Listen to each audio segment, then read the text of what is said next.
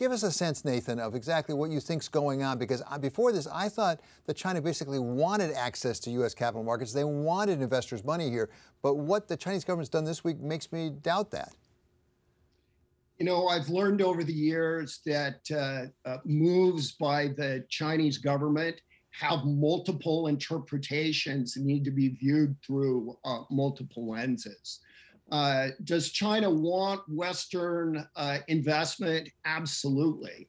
But they're also balancing that consideration against geopolitical and other kinds of considerations that they have. I think that they see these actions as retaliation against the Biden administration and against the United States for a pressure on Chinese firms listed in the United States to submit to U.S. audit policies. I think it's also a signal from the Chinese government that they want to be in control of the data generated by the firms that are operating with headquarters in China. And they're putting controls and restrictions on how that data is going to be used. So I think all of this is at work simultaneously.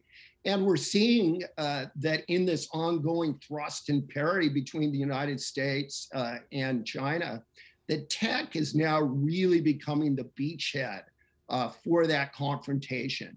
With Donald Trump was more trade policy. I think for the Biden administration, it's much more about these tech firms. And Afsaneh, as Nathan suggests, data seems to be the hostage in that conflict between the United States and China right now. But I wonder, for you as an investor, is a Chinese investment, certainly in a publicly traded company, is it less attractive today than it was 1 week ago?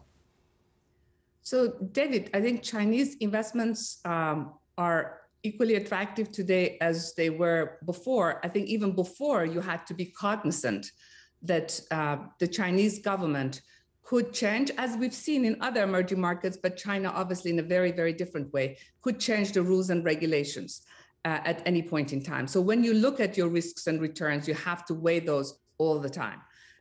In fact, with Didi, they had really given sort of their intention and put it out in the market after the earlier huge IPO, as you remember, when we saw them crack down also earlier on Alibaba. And what they did is they went to Didi and they said that they really didn't want Didi to list on U.S. markets.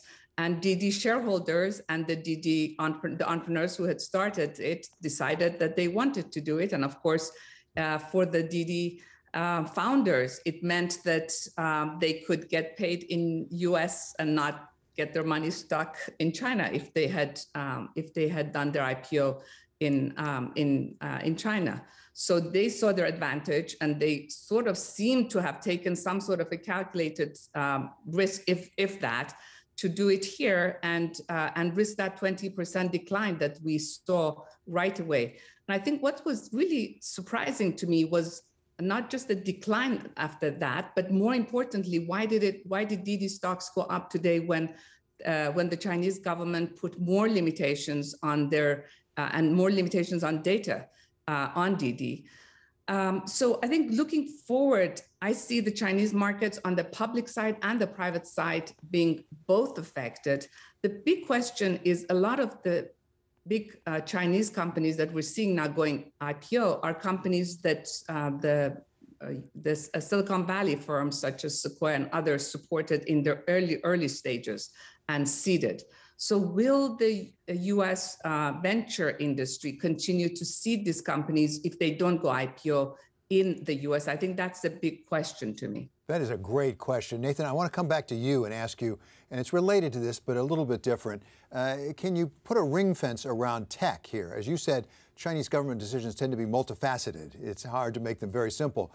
But to what extent is this really specific to tech, specific to the data issues you raised? And to what extent is it more broad, as you suggested, having to do, for example, with access to audit papers of publicly traded companies in China? I really worry that this is a broader phenomenon.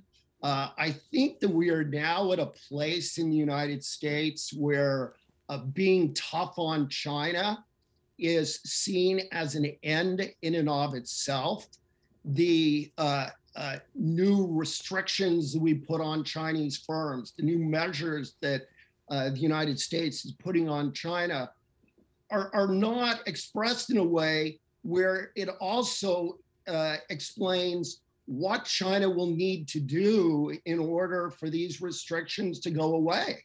They have a feeling that it's just a very kind of permanence associated with them.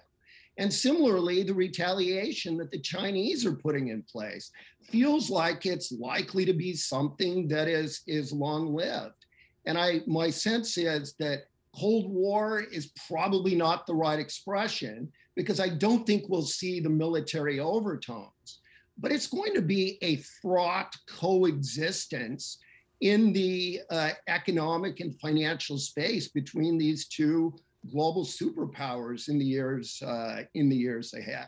So, Afsaneh, maybe not a Cold War, maybe not strictly speaking a decoupling, but maybe a partial decoupling. Are we seeing something that, frankly, was begun in the Trump administration that is continuing here? And if so, what does that mean, not just for U.S. and China, but for global growth overall?